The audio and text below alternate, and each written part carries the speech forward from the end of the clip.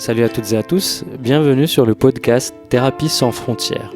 Aujourd'hui avec nous, Hélène Verdier. Alors Hélène fait du coaching, de la systémie et de la gestalt thérapie. Bonjour Hélène. Bonjour Badr. Pour que tout le monde comprenne, avec chaque intervenant, je prends un petit moment au début pour savoir comment la personne veut que je la présente. Et quand j'ai posé la question à Hélène, elle m'a dit « Je ne m'identifie pas comme coach ou comme gestalt praticien ou systémicienne, mais je fais du coaching, de la systémie et de la gestalt thérapie. » Et du coup, j'ai envie de te demander, Hélène, c'est quoi la différence pour toi entre faire quelque chose et t'identifier à ce quelque chose? Peut-être parce que dans un parcours, les identités, elles évoluent en fait, et que peut-être aussi en lien avec la Gestalt, où on apparaît à l'occasion d'un autre, à l'occasion de contextes qui sont différents. On peut aussi dans la vie avoir des identités évolutives. Donc j'aime bien l'idée d'être dans un parcours de vie qui n'est pas fixé. Donc en ce moment je fais ça, j'ai fait aussi d'autres choses par le passé, j'ai eu une première partie de carrière opérationnelle, j'étais en entreprise, j'ai travaillé dans une grosse boîte, dans l'informatique, à l'international, etc. Voilà. En même temps je ne me sens pas plus ingénieur commercial ou account manager comme je l'étais à l'époque, que je ne me sens coach aujourd'hui, etc. C'est un peu comme c'est vraiment un parcours sinueux qui progresse vers on ne sait pas trop quoi, en termes de réalisation de soi, de construction de soi, mais finalement, soi, c'est qui ? C'est une grande question. Voilà, c'est l'aventure de la conscience. Et donc, je trouve que c'est très réducteur d'être dans une recherche de définition de soi. Et j'aime bien aussi quand Franceschetti parle de cette idée finalement d'être plus que ça serait salvateur qu'on soit plus dans la question de l'appartenance, à quoi on appartient plutôt qu'à quoi ou comment on se définit en fait. Pour nos auditeurs, Franceschetti est un gestalt thérapeute. Il a beaucoup écrit sur la gestalt. Qui est un psychiatre. Qui est italien. Psychiatre aussi, merci. Ouais. Et du coup, j'ai envie de te poser une question. Toi, Hélène, à quoi tu appartiens ou à quoi as-tu envie d'appartenir ? J'ai envie d'appartenir à un groupe on va dire au groupe des humains qui sont en recherche, qui cherchent, qui sont un peu des aventuriers de la conscience, des explorateurs. Donc dans mon métier, j'explore les phénomènes humains, ce qu'on pourrait dire des formes de science, des phénomènes du corps, de l'esprit, etc. Donc des chercheurs, j'aime bien ça. J'aime bien aussi l'idée d'appartenir à des gens qui, de par cette recherche aussi, favorisent un éveil des consciences. Alors je trouve que c'est un peu pompeux comme mot, mais en tout cas, l'idée de travailler sa responsabilité, sa liberté d'être humain, dans sa liberté individuelle, mais aussi nos responsabilités collectives, hein, puisque voilà, j'ai aussi le désir d'être attentive et d'observer les interactions entre l'individu et l'environnement. Une partie est le système auquel elle appartient, aux différents systèmes auxquels elles appartiennent, et donc les contextes où notre modernité actuellement, enfin, qu'est-ce qu'elle fait de nous ? Voilà. Être en recherche par rapport à ça, essayer d'éclairer ça, être avancé le plus possible en conscience et s'entraider, pouvoir mutuellement être un appui les uns pour les autres pour rendre notre existence viable et plaisante. Quand je t'entends parler de ça, c'est quelque chose qui résonne pour moi déjà. Et une des questions qui me vient, c'est comment toi tu fais ça aujourd'hui concrètement ? C'est-à-dire que sur l'idée, moi je suis complètement d'accord et j'adhère et je trouve ça très compliqué en fait de mettre ça en pratique dans la vie quotidienne, surtout avec la modernité, dans nos vies. Enfin là on enregistre à Paris, on vit à Paris. Je dirais que cette posture, c'est un désir ou en tout cas un élan qu'on peut complètement avoir et déployer dans n'importe quel contexte en fait. Puisque là, il s'agit de moi, je veux bien partager. Par exemple, quand j'ai travaillé dans une grande entreprise informatique, je vendais des logiciels d'administration de sécurité des réseaux. J'avais signé un grand contrat international avec une entreprise mondiale. Et en fait, c'était un très beau contrat pour la boîte. Et en fait, à l'époque, on m'a demandé de vendre les codes sources. Ma hiérarchie m'a demandé de vendre les codes sources. il y avait quand même 400 développeurs qui travaillaient pour la production, le support de ce logiciel. Et donc j'ai refusé. Voilà, donc c'est à un moment donné soutenir aussi la survie, le travail, les efforts qui ont été faits par des personnes pendant 10 ans. Alors c'est sûr, j'aurais aussi permis au patron de la boîte d'avoir des commissions substantielles en réalisant, en répondant à la demande. Hein. Mais voilà, d'un point de vue éthique, j'ai refusé de le faire. Ce que j'entends dans ce que tu me dis, c'est que y a d'une part l'adaptation, c'est-à-dire qu'on ne peut pas faire comme si on ne vivait pas dans ce monde en fait qui impose certaines choses, et d'autre part qu'il faut savoir ou que toi tu sais quelles sont en quelque sorte tes limites dans ce monde. C'est-à-dire que moi ce que j'entends c'est quand même un aller-retour incessant entre dans le monde et mes limites. Est-ce que ça te parle? Oui, c'est dans le monde, on reste ancré, on œuvre en fait dans un monde, on le prend tel qu'il est, on s'ajuste au monde tel qu'il est. En même temps, il y a un courage aussi à avoir par rapport à qui on a envie d'être. Alors si on rejoint l'identité, ou à qui on a envie quel groupe de personnes on a envie d'appartenir.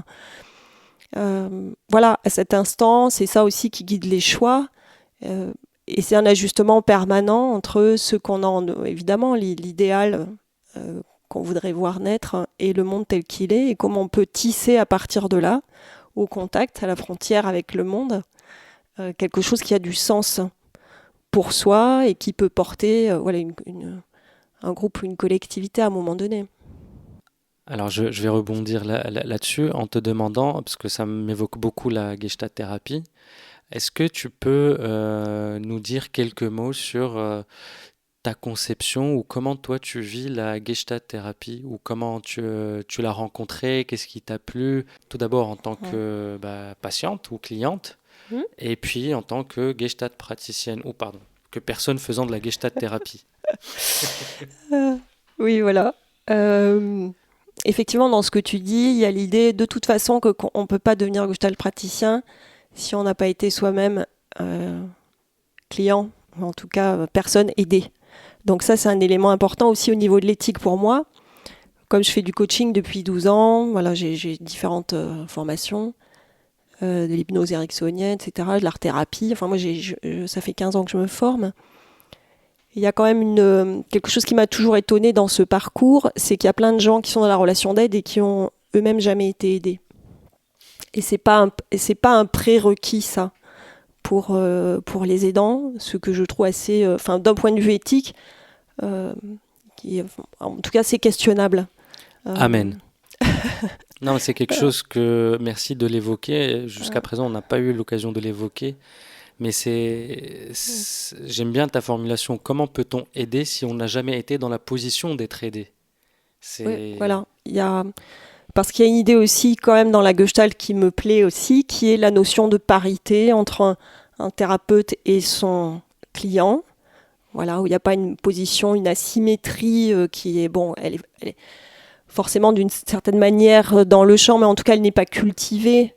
Donc il y a une attention qui est portée à la parité. Tu as utilisé un grand mot, juste pour clarifier par rapport à nos auditeurs. Qu'est-ce que le chant? J'ai utilisé ce mot ouïouïouï. Ouïouïouï, eh oui. Alors je peux Stéphanie de Monaco.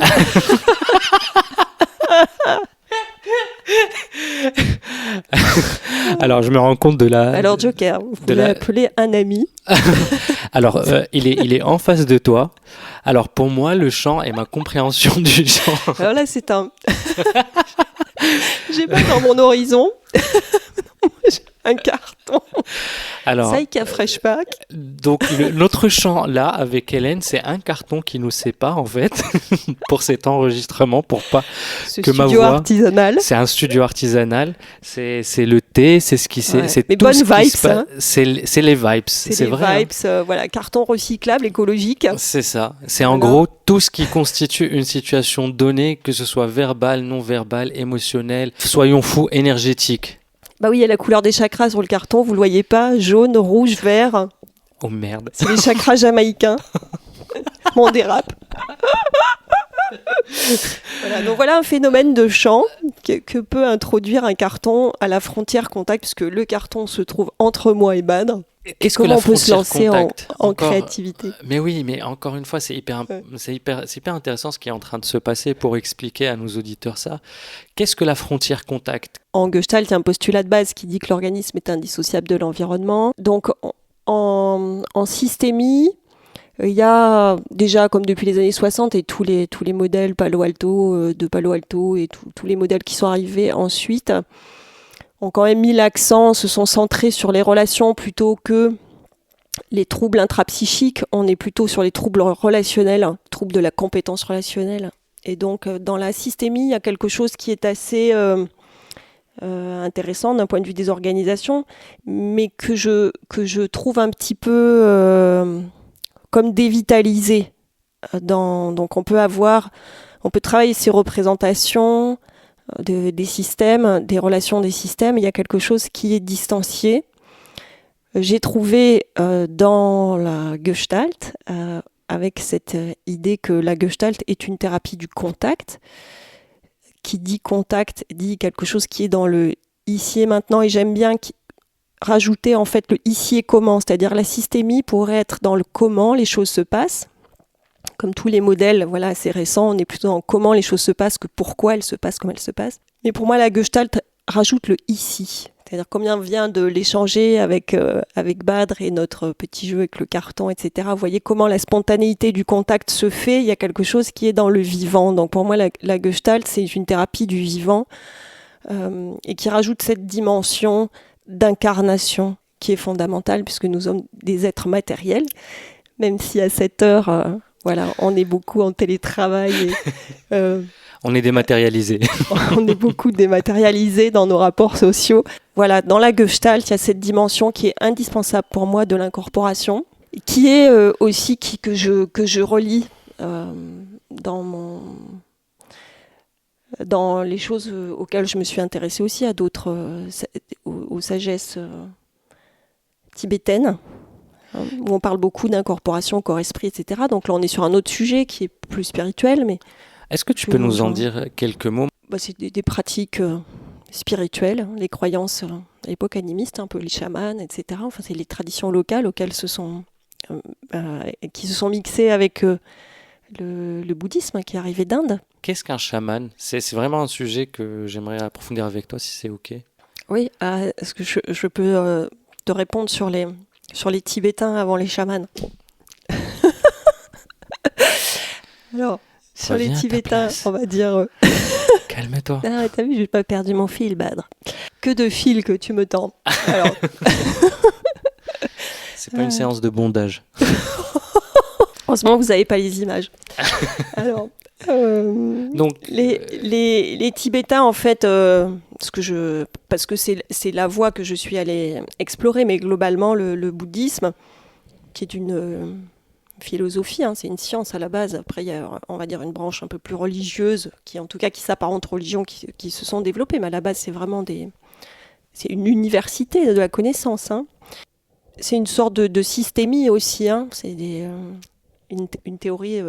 on va dire systémique orientale, comme nous, on peut avoir nos penseurs systémiciens de l'Antiquité ou les plus récents, qui ont déployé leur théorie aujourd'hui.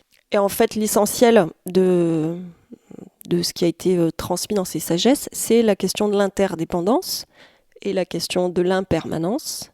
Donc le fait que tout est changement, on est dans un flux de changement perpétuel et que nous sommes tous évidemment interreliés, mais que nous-mêmes, nous sommes constitués d'interactions, c'est-à-dire que nous n'avons pas intrinsèquement d'existence autre qu'interreliés. Nous sommes aujourd'hui, tel qu'on se perçoit, dans une incorporation corps-esprit, qui a une certaine matérialité, on y revient, et donc on peut à chaque fois discuter des choses à partir du moment où on les regarde dans leur interrelation, comme on peut avoir quelle est l'interrelation entre un corps et un esprit, quelle est l'interrelation entre un sujet et un objet, quelle est l'interrelation entre la matière et l'énergie.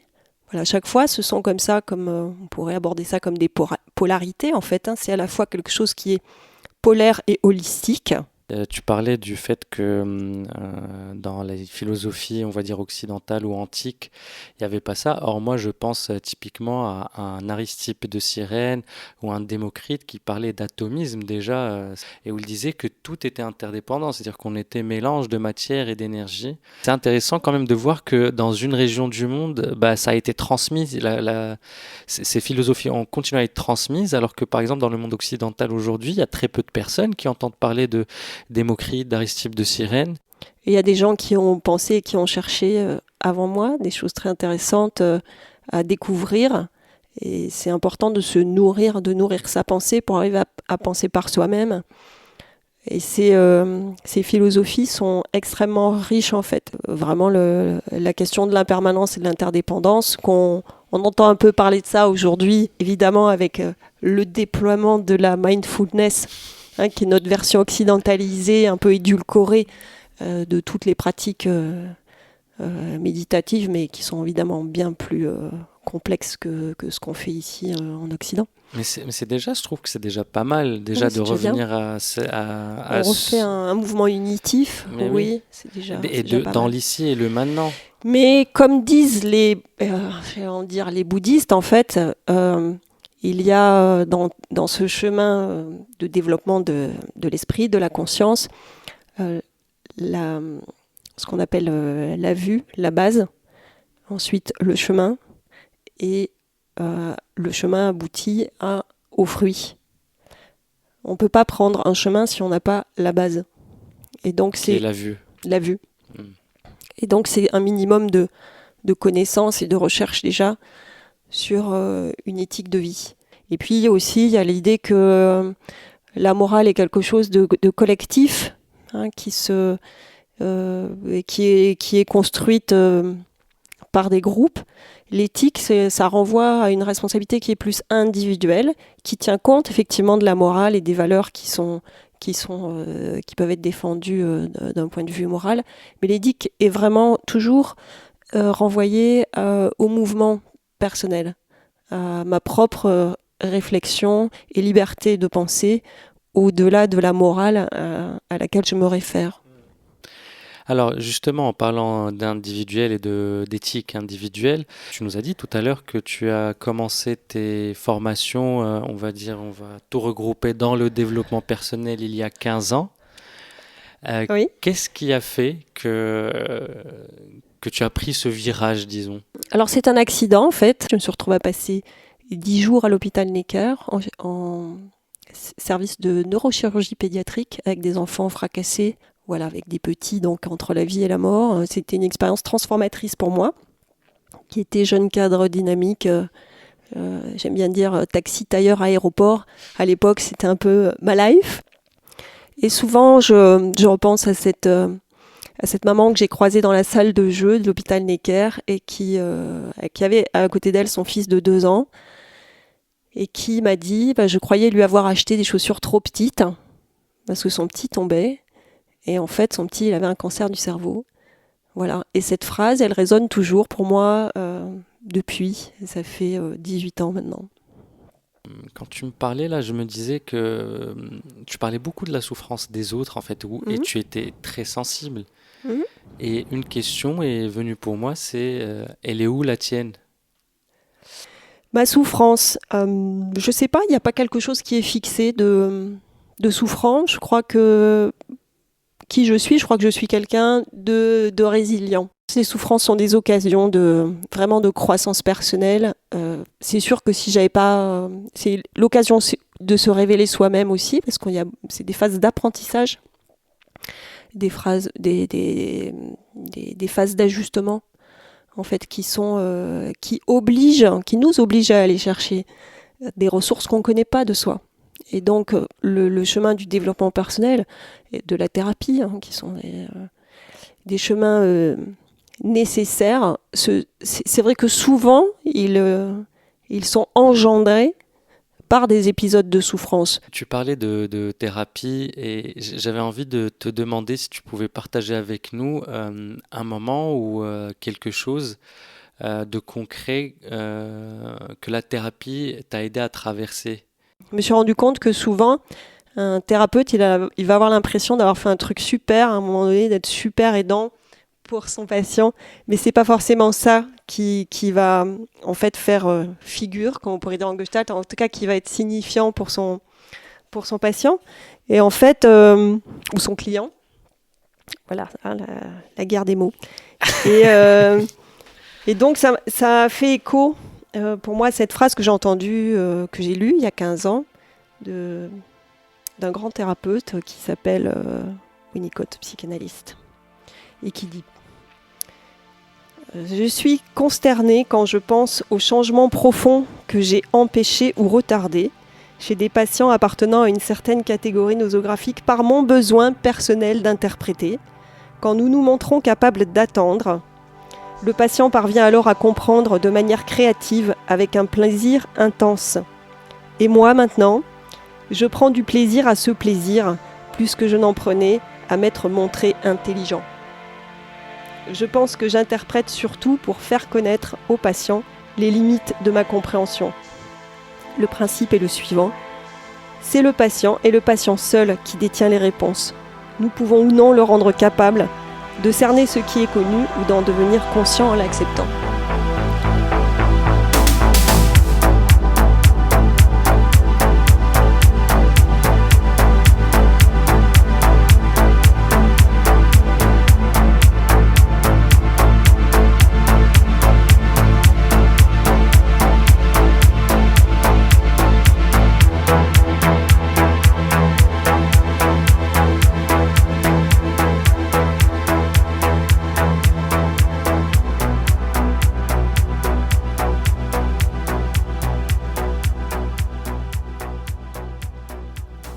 Voilà. Et donc, pour moi, revenir à aux moments saillants de mon chemin, voilà, c'est un peu, je pourrais rejoindre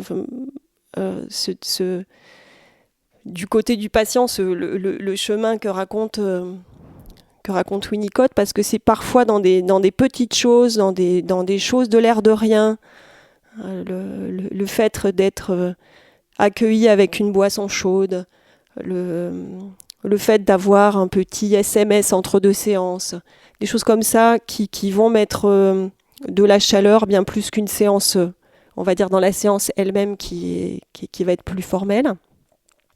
Donc ce sont des petits riens qui font en fait la différence. Et puis un jour, vous pouvez avoir quelqu'un qui va vous dire une phrase et qui va vous allez pouvoir être touché par cette phrase parce qu'il y a eu tout un chemin qui a déjà été parcouru qui pour autant ne vous paraît pas signifiant. J'entends magie depuis tout à l'heure en fait. Il y a comme quelque chose de l'ordre de la magie, pas dans le sens de l'irrationnel, mais de personne ne peut se l'expliquer en fait. Oui, il y a quelque chose d'indicible en fait. Quelque chose qui n'est pas plus contrôlé par le patient que par le thérapeute. Finalement, j'ai l'impression que le thérapeute et le patient sont juste au service de la vie à un moment donné, et c'est juste la vie qui répare, qui ouvre les portes. Il y a juste à laisser faire, évidemment, avec voilà, ça demande une éthique, une grande éthique, et on va dire une grande ouverture. Comment tu expliques qu'une personne vient te payer pour que vous deux soyez au service de la vie ? Alors quand tu dis « explique », enfin, comment tu vis ça, pardon ? Pour moi, c'est permettre, en fait, c'est donner la possibilité qu'il y ait un espace-temps, quelque chose qui est un peu justement extrait du monde habituel, de nos agitations et précipitations. On crée un creuset où il y a une alchimie possible. Ce que j'entends aussi, c'est de la disponibilité émotionnelle. C'est-à-dire que pour qu'il y ait un possible, il faut qu'il y ait disponibilité. Et pas disponibilité dans le sens « j'ai le temps ». Je crois que la disponibilité, pour moi, ça a à voir avec l'accueil, la capacité d'accueil. Et donc, l'accueil est possible quand le thérapeute est centré sur lui. Hein, ça veut dire qu'à un moment donné, sa présence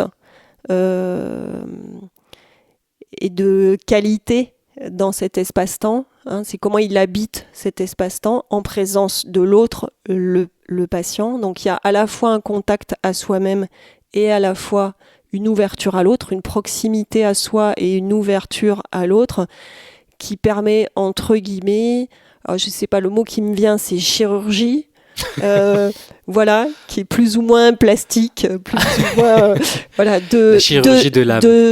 Voilà, d'opérer. Hein.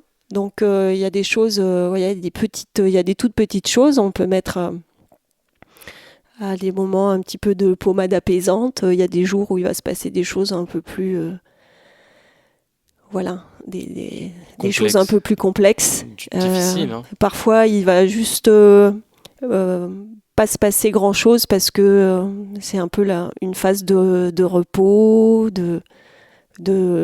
voilà, on est en phase de rémission, on accompagne, on soutient, etc. C'est pas forcément aussi toujours que des phases de transition. On ne progresse pas, c'est pas comme quelque chose de linéaire, un chemin. Voilà, il y a des moments où ça bouge, des moments où on stagne, ça se rigidifie, et puis ça repart, etc. Tout ça, c'est... Ça me fait quand même penser il ne se passe jamais rien. C'est-à-dire que c'est juste que peut-être que l'intensité est basse. Je sais plus qui a dit ça. Il se passe des choses, mais c'est juste qu'on n'est pas capable de les percevoir ou qu'on ne veut pas les percevoir. Ça me fait penser à une expérience que j'ai eue en faisant Vipassana où il y avait du rien, en fait. C'est-à-dire, personne à qui parler, je ne peux pas lire, il y avait du rien, mais en fait, c'était tellement dense. Et c'est aussi, ce qu'on peut dire, c'est que c'est aussi là, en fait, on peut sortir de sa zone de confort dans ça, en fait. C'est là où commence la créativité, peut-être aussi. Mais dans ces espaces, comme je disais tout à l'heure, qui sont un peu des espaces retirés, c'est des espaces de retraite aussi, des espaces de thérapie, hein, comme on peut l'entendre. Donc tu parles Vipassana, donc ça résonne sur ça. C'est un peu des espaces de retrait, hein, de retraite dans lesquels aussi l'ennui est permis.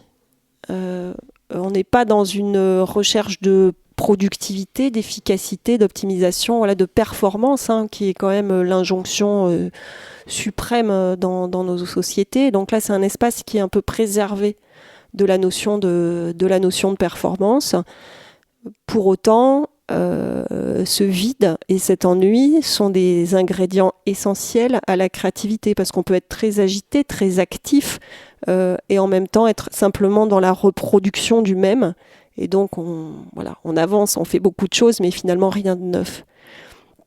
Donc dans ce rien, dans ce vide qui peut être très fertile, c'est là, dans ces espaces d'entre-deux, que peut apparaître de nouvelles choses, peut se manifester, peut émerger quelque chose de neuf.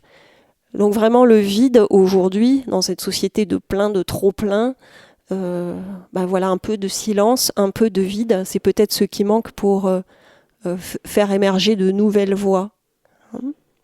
Qu'on ne peut jamais, évidemment, on ne peut jamais savoir d'avance. On s'avance sans savoir d'avance ce qui va se passer, comment ça va se passer.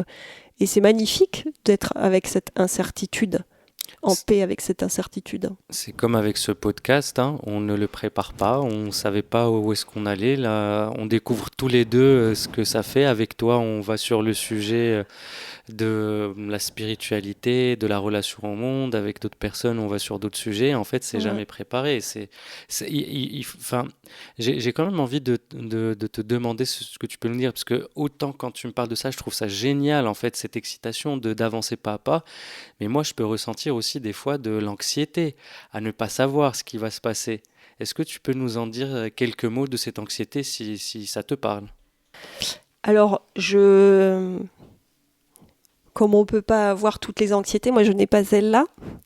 Je suis extrêmement à l'aise avec l'ennui, avec le vide.